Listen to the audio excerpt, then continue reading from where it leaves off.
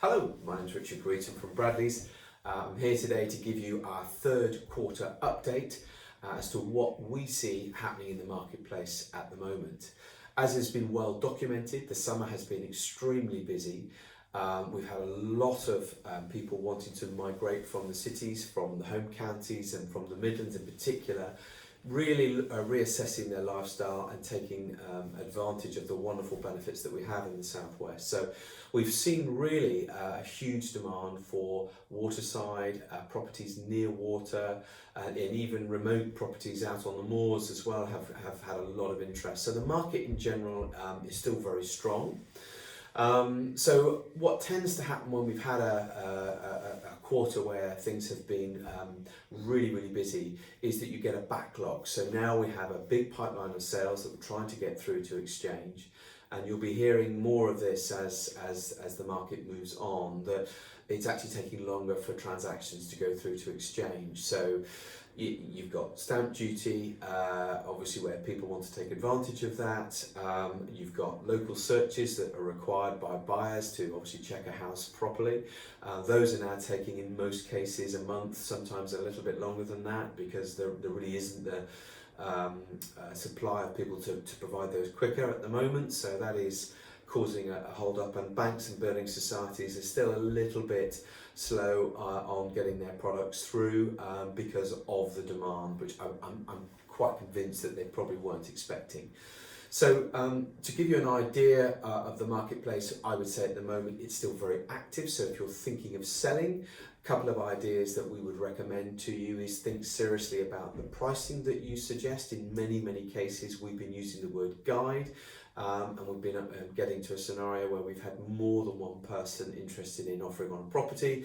So in many cases we're able to do a best and final scenario, giving both buyers the opportunity to purchase the property, which basically has meant that we've been getting offers in many cases above the asking price. But by setting an attractive price, you're then able to choose the buyer that then fits your circumstance. So if you're not in a hurry, you're able to pick someone that perhaps might be in a chain, or if you really need to get over the line quickly, then the advantages of choosing a cash buyer are really proving to be quite distinctive at the moment.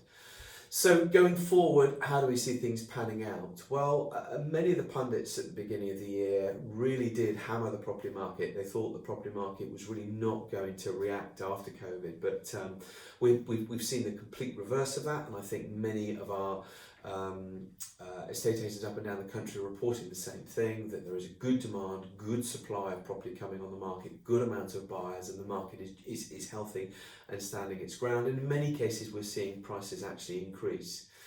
The stamp duty obviously benefit ends on March the 31st, and we wait to see whether or not that is actually going to happen, or maybe he might extend it, or whether that might be something that he will keep forevermore. We don't know. So we have to assume that on March the 31st the market will cease to take advantage of the stamp duty discounts.